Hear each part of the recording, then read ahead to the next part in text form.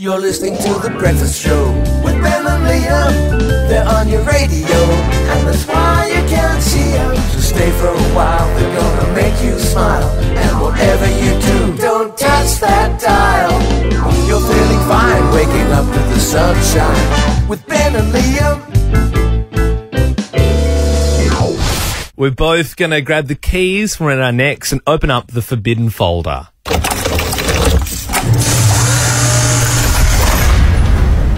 Ooh, serial killers. Yeah, this is the segment where we talk about all those taboo things. But I tell you what, people are frothing serial killers at the moment. Mm-hmm. I think a lot of it has to do with that Dharma show on Netflix. I watched it and thought, nah, not for me. And then I was seeing everyone talking about it and I was like, oh, I'm missing out.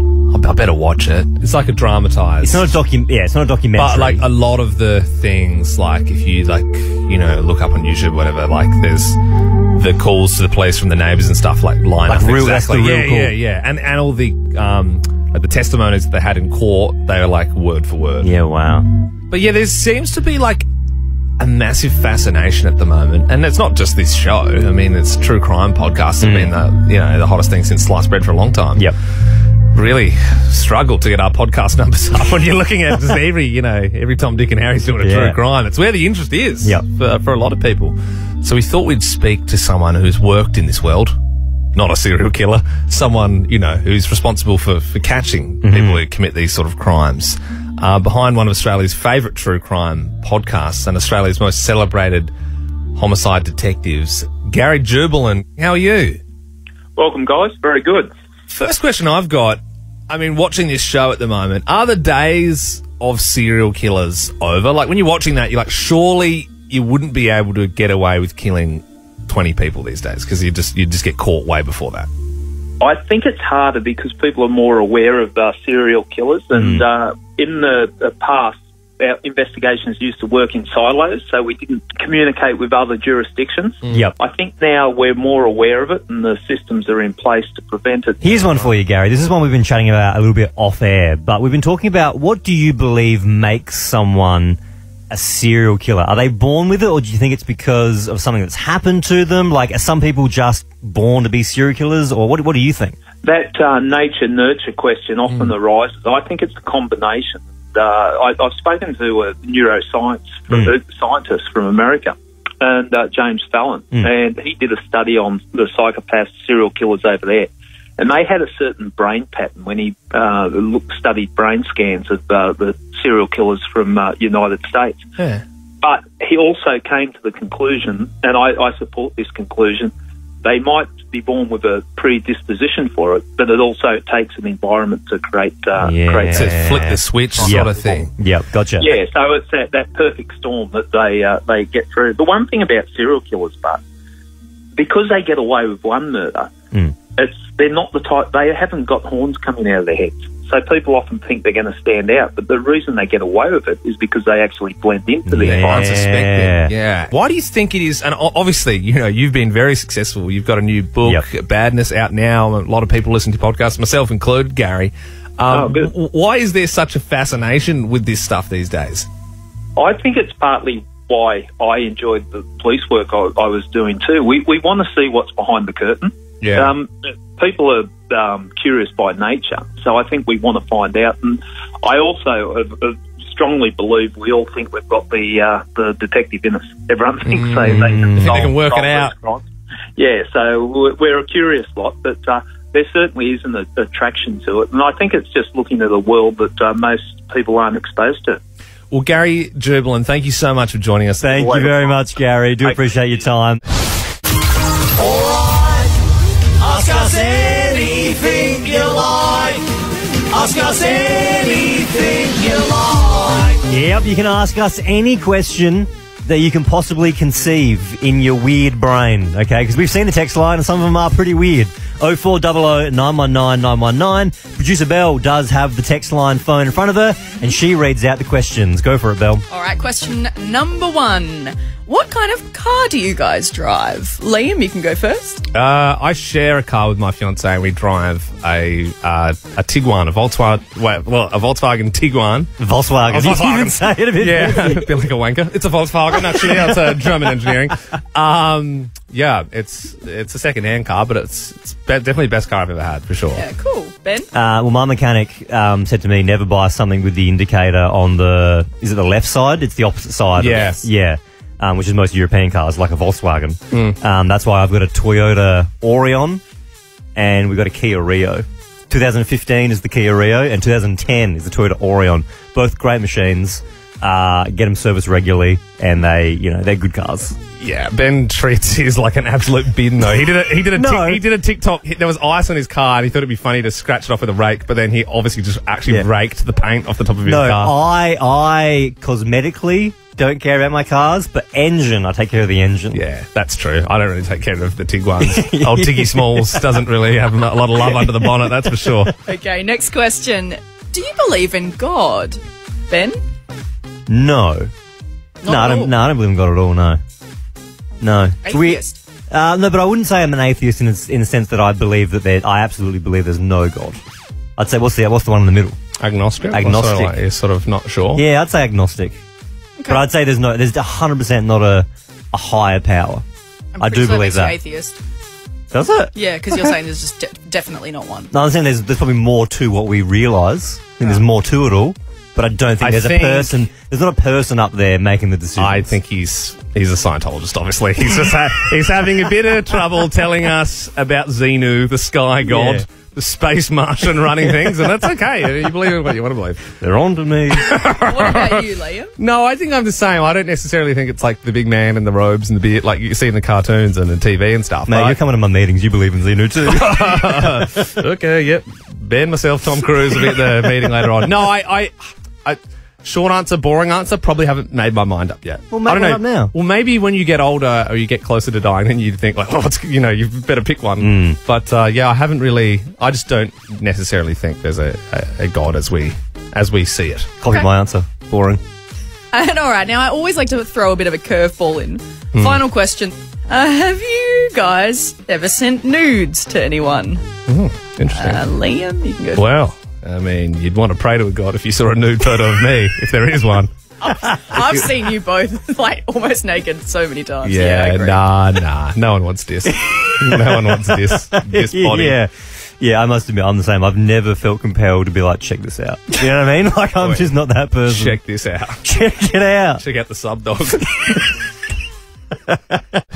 Interesting story in the news this morning. Apparently, Ukrainians are planning an apocalyptic orgy in the event of Putin launching a nuke. 15,000 people have signed up for the orgy. If that were to happen, obviously we hope it doesn't.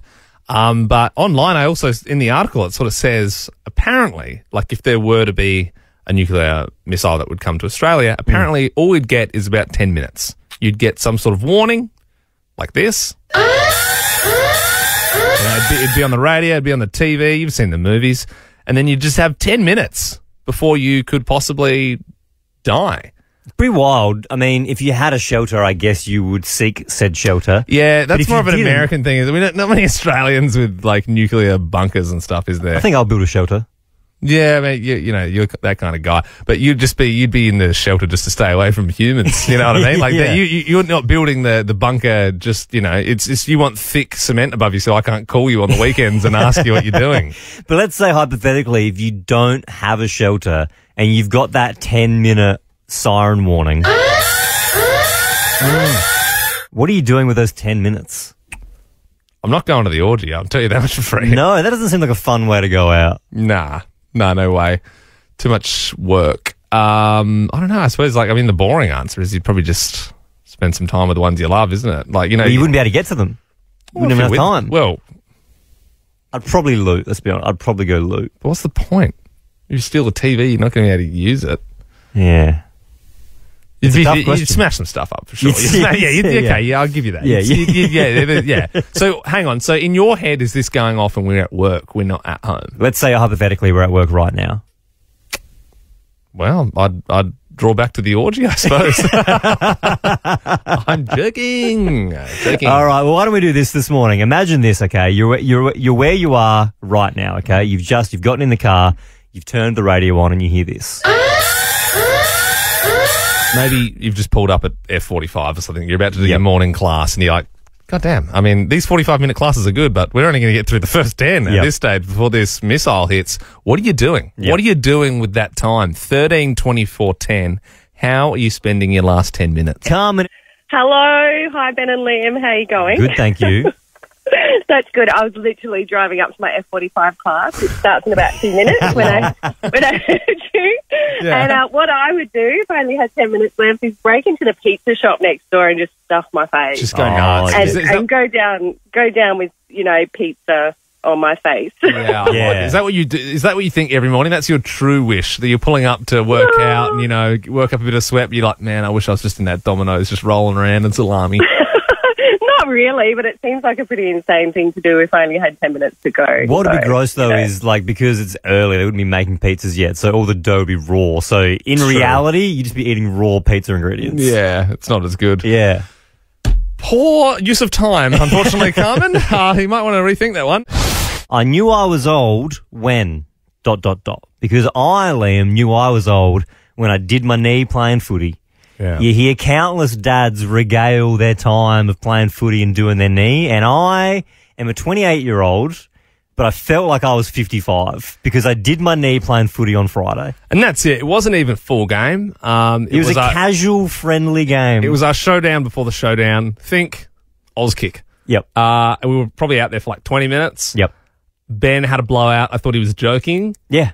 But he really couldn't walk. And for me, it brought me down to earth and made me realise that, I'm getting older, because I remember growing up, and whenever you'd hurt yourself, your parents would say when you're younger, you're like rubber. Like, you're invincible when you're a kid, because even if you do hurt yourself, you heal so quickly. And then I think it was because we didn't do any stretching. There was no warming up. There was no warm up, no warm down. It was pretty much just walk on and go full pelt. And what happened was the ball was coming, and I was feeling pretty good. I was running around, feeling pretty fit. And then I jumped up for the ball in a contest, didn't get it, came back down, and I heard, and I just thought it was my skin hitting someone else's skin. And then I realized there was no one else near me. And then I realized it was my knee popping. Like, so my knee popped. And so I was like, oh, I'm okay, because it didn't hurt. Like, it wasn't like an actual pain. I just heard the pop, and then I was like, that's a bit weird. And then I went to go run, and then my leg my knee just collapsed. Like, it just gave way. And so I could walk, so I can walk in a straight line totally fine. It's when I need to turn or bend it that it just gives way. Yeah. It's very strange. Yeah. And then so I'm pretty sure I've just torn something in there. So now, we've got to go heat your lunch up and stuff for you, because the kitchen's on a bit of an angle here. You can only walk to and from your car. But it just made me realise that I'm not as young as I used to be. I don't even know what from, but I woke up stiff as a board. Yeah. Like my back was just completely locked up. Can just you from imagine, running around a little bit. Can you imagine, and we're in our mid to late 20s, could you imagine actually being 55? And that's why it's so funny when people come out and they play like a Masters game. Yeah. And there's guaranteed to be a few hammies. Yeah. And just things just go out of nowhere. Look, it's not just sport. It could be an array of things. 13 24 10 is our number. Give us a buzz and finish this sentence. I knew I was old when. Maggie, when did you know you were old? I knew I was old when I was 21 in the mall and I was going down an escalator and I slipped a disc in my back and was hunched over like an old lady for days. It was ridiculous. You slipped a disc just from standing on an elevator? Literally, I think the angle of my feet or something, I don't know, it was so bad. I was hunched over for days. Oh, yeah, that's no good. Not good at all. Ellen in Fullerton, when did you know? Well, I knew I was old when my kids bought me tickets to Michael Bublé concert. Yeah. That's when you know. When they go, I think Mum would like that. Have a pretty wild time at Bublé. She loves the Christmas album. That's a good one, Helen. Tom, good morning. When did you know you were old? I knew I was old when I threw my back out brushing my teeth. Oh, wow. How did you manage that? Too vigorous. It was a work morning. got into the bathroom, leant over the vanity to grab the toothpaste, and the old back just said, sayonara. Yeah, you got to limber up before you brush those teeth in your old years. That's pretty crazy, mate. Just going down to pick up a toothbrush without doing your warm-ups first. My God, especially on a cold morning. Erin, you knew you were old when? I knew I was old when my kids came home and said they'd learned about things from my childhood in history class. Oh, my God. What do you mean? What did they learn about? Stuff? Like Walkmans. Oh, really? So they're learning about that in history class? Well, about technology and things and how they used to be. Right, because I thought it was World War II and stuff, but they're like, this is a Discman. No, no. You can play your So Fresh hits of autumn. Yeah, wow. Oh, my God. Do you remember when you had like a Walkman and you'd be listening to it and you go over a bump on the bus or in the car and it would skip? Yeah. Oh, Isn't that weird? Or just like knowing you only like track 4 or something. You're like, put it on the ketchup song again. Georgia, you knew you were old when? Yeah, hi Ben and Liam. I was at the dog park on the weekend and I was just throwing the ball with my dog and it had landed near a group of maybe like 12-year-old girls. And one of the girls said to her other friend, "Oh, that's the old ladies." And I'm only 25. So yeah, I felt a bit old. So yeah. I saw a TikTok yesterday, Liam. It was Justin Bieber and his partner Hailey getting paparazzi'd. And the whole time they were like, you could tell they were trying to get a reaction out of him. And you know what? I thought it wasn't cool.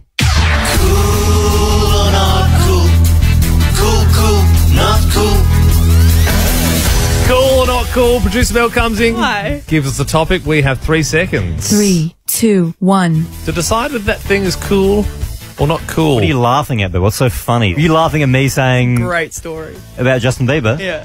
I thought it was. I thought it was interesting. Yeah. I thought that the paparazzi were trying to get a reaction out of him. I thought not cool. I was just waiting for like the climax of it. You go, oh, what did he do? Well, you give me an anecdote then. Oh, no, I'm here to play cool or not cool. All right, first up. All right, cool or not cool? Cats. 3, 2, 1. Cool. Nah, not cool. I don't like cats. I'm allergic to cats, and I find them kind of creepy. It's no one else's fault, though, that you're allergic to cats. I don't know. It's just the way I was made. Cats are, like, look, I can understand you not liking cats. If you're a dog person, I can get why you don't like cats until you get one. Do you know what, for me, it's the kitty litter. I 100% agree. I hate the kitty litter, but I have recently invested in a game changer. Man. We bought a robot litter tray. You told me you were going to do this. You invested? Yep, and it's amazing. So it actually, at first, the price tag was pretty expensive. $500. Oh. So it's expensive. For a kitty litter tray? What it is, right, is it's a litter tray. You fill it up with litter, and it's fully enclosed. It's not too big, but it's a decent size. And then you plug it into the power point. The cat jumps in, does its business. When it jumps out, it's got like a scale in it, so it senses when your cat's been in and when it's gone. Then the whole inside of it's like a cylinder, and it rotates. And then there's like a grate, and all the kitty litter falls through the grate stuff. Yep, and it doesn't smell at all. I reckon they all start getting those for like camper vans and stuff. You know what I mean? You're like, yeah. How does it work? Is it a flush system? No, you just poo on this mat, and it senses the weight, flips it around, and like airlocks it. It's pretty cool. Cool or not cool? The season of spring. 3, 2, 1. Cool. Not cool. Once again, my allergies. I can't deal with it. I can't. No, I honestly can't. You're a big dweeb. Oh, man. At the moment, my day starts with me doing my nasal spray, 2 sprays in each nostril. Then the inhaler with the spacer because it hits a little harder. And then I have my little Zyrtec. And then I'm ready to walk outside. And you know, if it's a good day, hopefully I'll be able to get through. All right. Cool or not cool?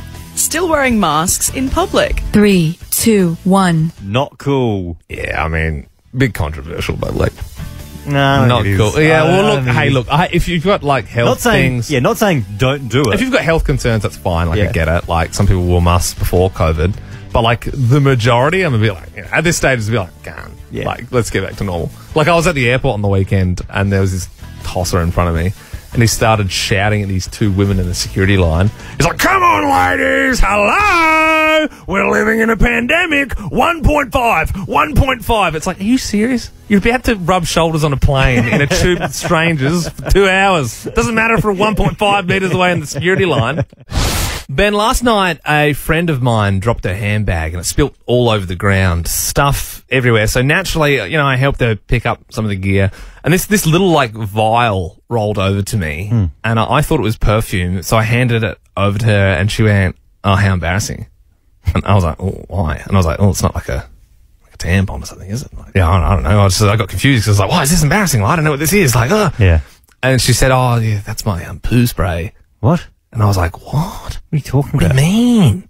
And then I realised it's like that stuff. Like we got it at home. It's that that VI poo stuff. I don't know if you've heard of that stuff. So it creates like a protective layer on the surface of the toilet water. So you spray it first, Yeah. and then it's supposed to trap in the pong. But then, Whoa. so a friend of mine's just walking around with a little discreet pre-poo spray. Is that what girls use? I Is don't that know. a thing? I know, Producer Bell, you got a little poo spray in your bag? No, I don't. Okay. Well, you wouldn't tell us though if you did. No, I would you? would. I would definitely tell you. But I just thought, how mysterious. Are there other things in these great big handbags Well, they're being so lugged heavy. around that I don't know about? Like, because me, I run light. I got my phone on me. I don't even have a wallet. I just have like a $50 note, and then I just put my work pass in that. And now I've got my card and my ID on my phone. So with keys. If I'm not driving, I take the house key off my keys and I put that in my pocket. So that I just don't like having lots of stuff in my pockets. But some people just are lugging around the biggest bags. Why don't we do this? 13 24 10 is our number. What's in your handbag? Have a rummage through there right now. Have a rummage. And be honest with yourself. Does that need to be in there? 13 24 10. What's in your handbag? If you get in touch, you will be in the draw to win $10,000 today. Kirsty, what weird things in your handbag? Currently, I have a pair of binoculars, a pair of spare knickers, I have a chili flake, and a generic card.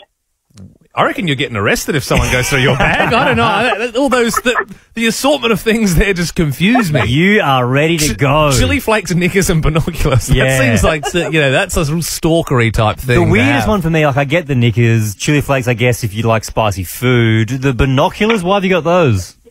I've actually got them because my daughter wanted to take them with us to the zoo a few days ago. Okay. So That's what all the creepers say. Bird watching. Yeah, my daughter wanted to see some birds closer at the zoo. Jess, what about yourself? What do you have in your handbag? So I used to keep a piece of my skull in my handbag from a head injury that I had when I was 14. No one believed me. You had a piece of your own skull in your handbag. I jumped into a ceiling fan and I shaved a piece of my skull off. Whoa, And it was that's such what a- I still got it. And I've showed it to my 5-year-old. I'm like, do not jump on a bed because this is what will happen if there's a fan on. So do you have, if someone were to, you probably can't see it, but if someone were to rub your head, if someone's giving you a head scratch or something, would they feel the little bit missing? Yeah, there's probably about an inch and it's actually raised now and I've got nerve damage, so it kind of tingles when people touch it. Oh, what happened? Was it like mum or dad throwing you up playing? Did you jump on the bed? How did it happen? So someone tried to kiss me, so I jumped up and I fell straight back down again after I smashed my head, and then I had to lie to my dad about it. Whoa. Imagine being the 14-year-old kid at a party going, I think I'm going to make a move on Jess. I might do my first little kiss, and he reaches over for the peck and you jump up so high that your skull gets shaved off. He's going, I'm not too good with the ladies.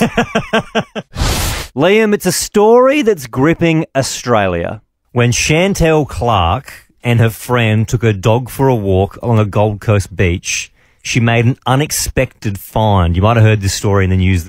Chantel found an urn on the Gold Coast beach. Now, it's believed to contain the remains of a man by the name of Mr. George Estegomi. They know that because there was a label on the urn. It said his name, said age 55. It said that he was cremated on June 2014.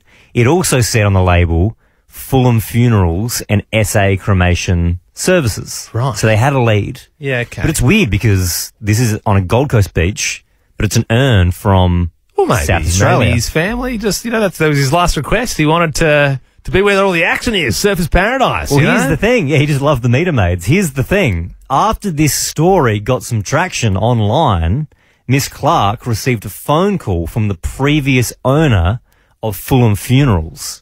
And he said, I've got the archives. I do remember George. He had an unfortunate life. He lived in a house for disadvantaged people and the funeral was done for free.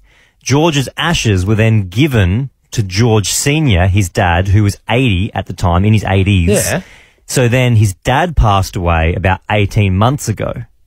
So how did it get to the Gold Coast There's still? this big gap in the story that everyone's now asking the question, how did it get from George Sr., who had the ashes, to a beach on the Gold Coast? Also, if you do want to be on Surfers Paradise, normally the way it works is you open it out, you spread it out a little bit in the water. You don't just leave the urn there in the sand. Well, that's wild though, because a couple of people are speculating maybe George Sr. threw it into the ocean, but then it washed out, got into a current, and then went in Finding Nemo. Yeah, but it would have been a very different movie if Nemo was swimming next to an urn. We should test it. But what I was wondering, I do find ashes super interesting, and I'd love to know on 13-24-10, what did you do with the ashes? Caitlin, you saw something happen with the ashes. Yeah, hi, Ben and Liam. So I was with my family. We were on a boat, and this family was spreading their grandma's ashes along the back of the boat onto the water. And a gust of wind actually picked up the ashes and brought it back onto the deck of the boat. And so there was this announcement over the speaker, can we please get crew down to the bottom deck with, brooms to sweep this, lady's ashes off the back of the boat? It was so incidental. I was just going, I was going from the bottom up to the top, and, the stairs, were at the back of the boat. Yeah. And so I just happened to get, this whiff of grandma, Oh, you got a whiff of grandma. Whiff of grandma. Thank you for giving us the title of today's podcast. Tony joins us now. What did you do with the ashes? It was actually a friend of mine. His dad just recently passed away and he got cremated. And he used to like to play pokies a lot. So my mate went to the pub and was sprinkling the ashes in the coin slot machine while he was putting coins in. Oh, my God. All of them, slowly, or just a little bit for a joke? Oh, just a handful of it. He just put it in different machines. One more slap with Dad. Come on, Dad. Come on, we're going in the Shogun, Dad. Show me what I want to see. 5 Shoguns, come on. Oh, that is wild. Surely you're getting kicked out for that. I mean, I know there's some heads kicking around the pokies, but imagine there with your $2 coffee machine coffee just packing Dad into the machine. Someone's going to have to get in there. I wonder if when you're done, do you put the reserve sign on or do you just leave it for the next person? It's a debate, a big debate. Who will win medal? Ben, we go head to head every week in a big debate. Interesting topic. There was an article floating around yesterday saying Gen Z are lazy, the worst generation we've ever had. Classic, we've heard it all before. And I'm saying no, I'm putting my foot down saying no, actually, no. That's not the case. Because it gets a little bit blurry because, there's so many different generations, baby boomers, millennials, and X's and whatever. X, Y, Z. I think we're just going to say Gen Z are the worst generation, and we mean everything from 95 onwards. Okay, well that's, I feel like there's a huge... And you're in that. I am. I'm 96. I think that's a huge generalisation. Yep. You're only just safe the other side. I'm 93. Yeah. Okay. All right, well, look, we're both going to have 30 seconds to plead our case. You can text in on 0400 919 919 the verdict. You are the jury. You get the final say. So text in what you reckon after we've both pleaded our cases. All right, Ben, your time starts now.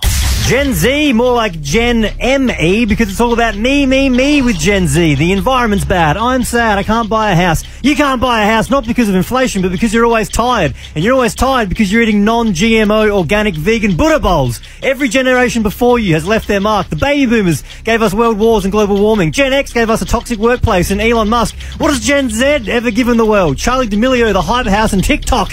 You make me sick.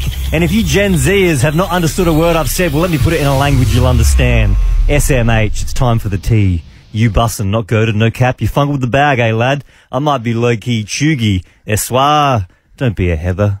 You know what I mean? I heard all of that and I was offended. I got all of that. Apparently we get given everything. Snowflakes, participation trophies. Well, you know what we're not going to get? A house for 90 grand and getting to retire at 50. We're not lazy. We've just got more fun stuff to do. It's hard to concentrate when you've got PS5 and Netflix. Granddad could either work hard, go to war, or play marbles. I know what I'd rather do. And yeah, the last generation gave us automobiles, global warming, and the light bulb, but we gave it TikTok. No cap. Gen Z knows the method. Now I'm going to end this debate with something that'll infuriate and confuse everyone before 95. I'm going to do it. Don't do it. I'm going to do it. Don't do it. Hit him with the gritty. I'm hitting him with the gritty. All right. Use the text line. That is the main form of voting. 0400 919 919. Who won the big debate? Was it me saying that Gen Zs are the worst generation, or was it Liam doing the gritty?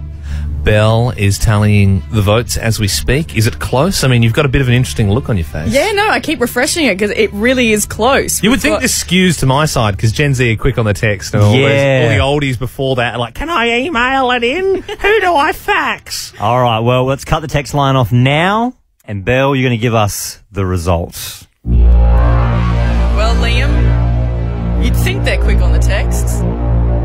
But by just a few percent, Ben, you are the winner. That was a debate, a big debate. We now have the winner. Now I'm hitting him with the gritty. Don't do it. Don't do it. Oh, God, he understood the assignment. That was so cold. Just for getting on air here at Nova, you are in the draw to win 10K a day. You could be getting a call back from Kate, Tim and Joel at 5 p.m. letting you know you've won the cash. And you know what? It's the perfect time to get in touch now because I want to know on 13-24-10, did the psychic get it right? In the news is Paris Hilton because she said that 7 different pet psychics have all said that her missing dog, called Diamond Baby, is still alive. Look, that's great, but you would think with the power of 7 psychics combined, they might be able to locate Diamond Baby. It's all well and good if it's alive, but it doesn't really help her in her plight to find it, does it? I do wonder about the world of psychics, though, because I'll be totally honest, I think a lot of it isn't true. I think a lot of it is they just make stuff up to make you feel something. It is eerie, though. Having said that, I know you've got a story, Liam, and your story is pretty good. It's pretty wild, isn't it? Well, this is the thing. She told me, so this is back when we were doing in our community radio days, she said, oh, you'll be moving to Sydney in 6 months for work. This was like 10 years ago. And yeah, I was like, well, that's just not going to happen. Yeah. Because that's kind of like the spot where all the big radio shows are. We did move to Sydney. We did? Yeah. She said an older man starting with a B will help you. Yep. Our boss is Ben. Yep. He's older than me. Yep. We've got our manager Brad. is Brad. Mm-hmm. Yeah. And she said I'd end up with a nurse starting with an S, and I'm marrying Sarah, who is a nurse. Isn't it funny with psychics how they give you a letter? Like, why can't you just say? A nurse starting with an S. Surely if you can see that, you can see the full name. Yeah, and you know, if she said a podiatrist starting with a B, would I just find someone at a club called Bryony and go, I'm going to marry you? Like, what do you do? Hang on, what do you do for work? Do you like feet? Look, 13-24-10. Did the psychic get it right? Jules, what happened? Did the psychic get it right?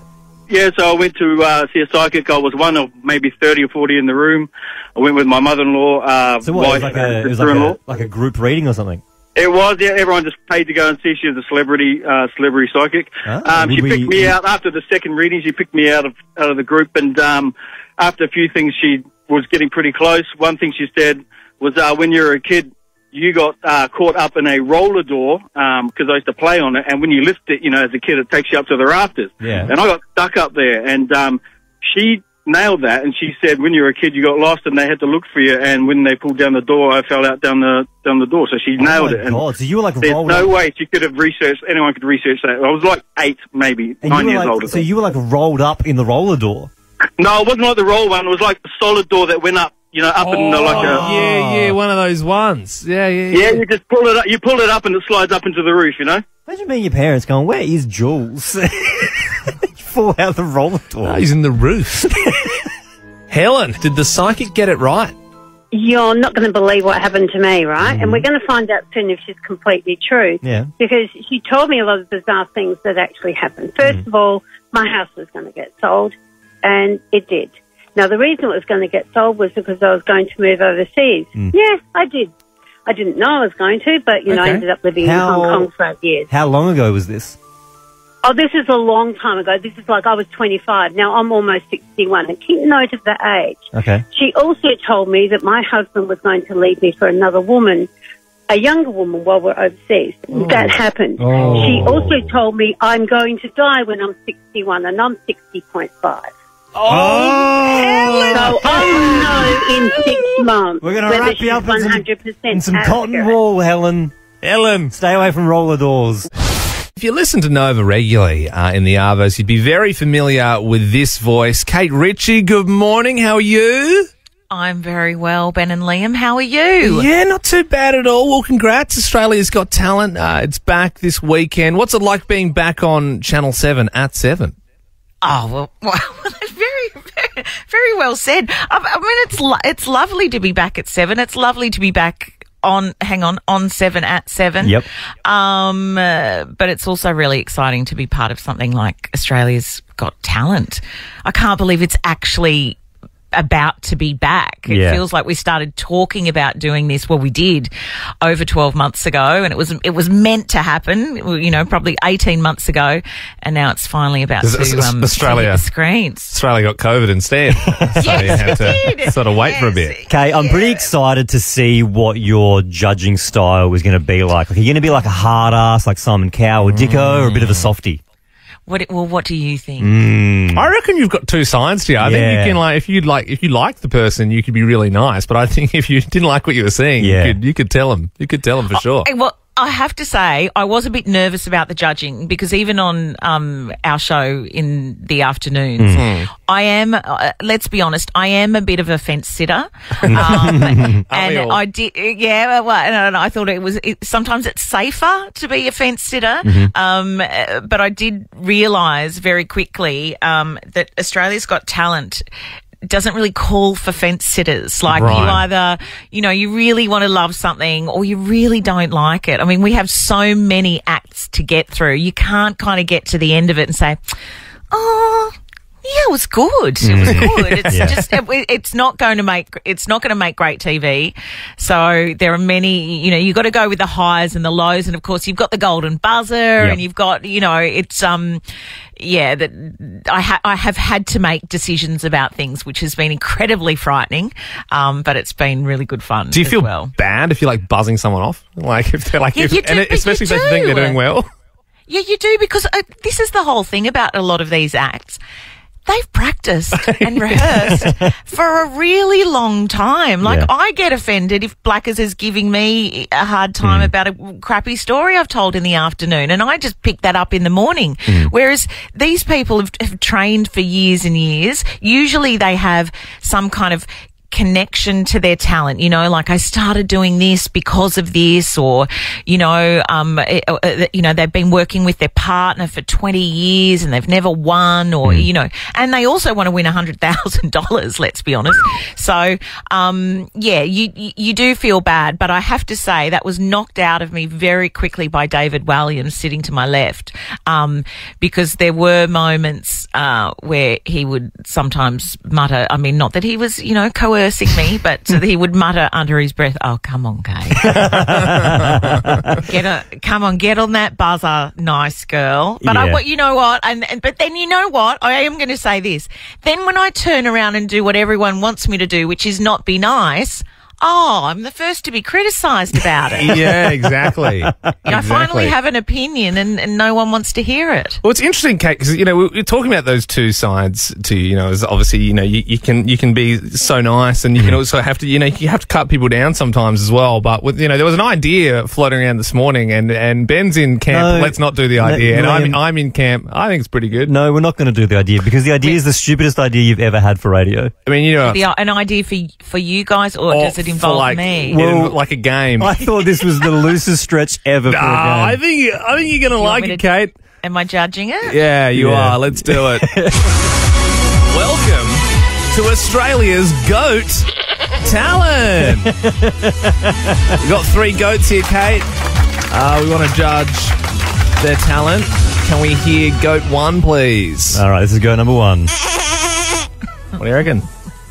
Pretty good. Okay, whose idea is this again? This is Liam's. This is my idea. This is Liam's idea. Okay, but what do I think of Goat number 1? Yeah.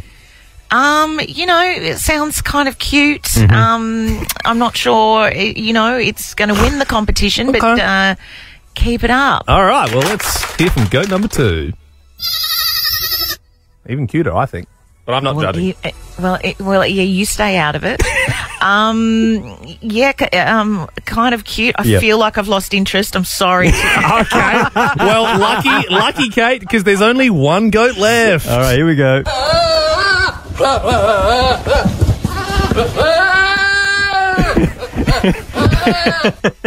Oh, that's my golden buzzer right there.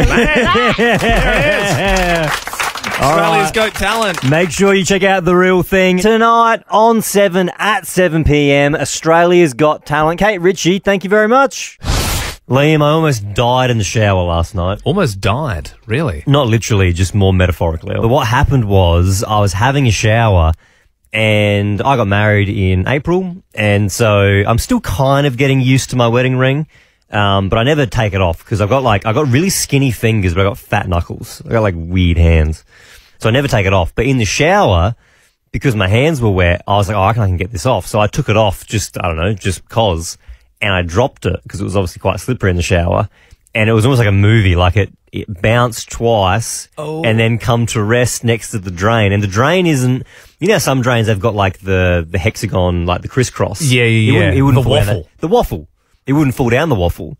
But our drain, I don't know, it's like slits. Oh, man. And so my heart sank. I was like, and then I started thinking, what would I do if it did go down the drain? Like, I'd obviously turn the water off immediately, but then I'm pretty sure once it's down the drain, you've already lost it. And then I started thinking about... where does the pipe go, like... Oh, it just goes out into the sewer, I guess. But, like, would you be able to get a plumber over or something? Maybe because it's heavy. Like, I know that the drain would have an S-bend in it. Yeah. And because it's heavy, it might not. If there's not enough water pressure, it wouldn't push Someone it might through. be able to just fish it out. Maybe. But then I started thinking about all those people that have lost their wedding rings. Like those moments of, I've lost my ring. Down a drain's not good. Oh, not good at all. I was one of the lucky ones. But 13, 24, 10, how'd you lose your wedding ring? You know how some people, like, you see those horror stories when they're, like, proposing under the sunset at a jetty or something? Yep, and the kid drops it. It just goes, straight through the slit exactly into the ocean. Like that. Ashley, how did you do it? It was actually my husband's wedding ring. We had just moved into our house that we had built, and we were out the back doing a lot of landscaping, planting plants, digging holes. Yep. He definitely had his wedding ring on while we were out there, and then digging, and then eventually he looked down and goes, "Where's my ring?" Oh. And we were like, "Oh no, it's in the garden somewhere, like in the dirt." So we were looking for hours and hours, and nah, it's gone. So you never found it? You should have We never found it, so we had to go and buy a new one. Oh, you should have got one of those weird dudes that walk around the beach with the metal detector. You know, they... Yeah, you could have got one of those. We did try and get one of those, but yeah, it's gone now. It's wild thinking that the ring, it's in the backyard somewhere, you just don't know where. Oh, man. That's crazy. And then for weeks afterwards, every time someone would come over, we'd be like, "Oh, do you want to just have a look in the garden?" Over. It's like that's just ready to be one of those BuzzFeed articles when like a carrot grows around it or something like that, and you pull it out and the ring's in the middle. Jeff joins us now. Did you lose your wedding ring? How'd you do it? Yeah, my wife and I were celebrating our wedding anniversary up in Cairns and went scuba diving. And on the way back, started chatting about how long we've been married, and discovered that my ring had dropped off my finger while I was snorkeling. You're not getting Never that to be back seen again. Yeah. Some sea turtle's got that on now. Yeah. With the bling, looking like a rapper. That sucks, Jeff. Thanks for sharing your story, though. Julia, this was your mum. How'd she lose her wedding ring? Hey, Ben and Liam. Yeah, I remember we were kids. We went bowling, and my mum did like a stellar shot, and then her ring went flying, and they had to like shut down all the lanes, and everyone was like looking for her ring. It came off her finger when she was bowling the ball. She was just bowling with too much heat. Yeah. She just like threw it, and we were all kids, and we were really bummed out that we had to stop playing. And did she find it? Like, did they get it? Yeah, they did, and they found it like 3 or 4 lanes over. Oh my god! I thought that the ring was going to be stuck in the finger hole perfectly, and then everyone was like checking the balls, like, "Oh, is it in this one?" Ben and Liam is a Nova podcast. For more great comedy shows like this, head to novapodcasts.com.au.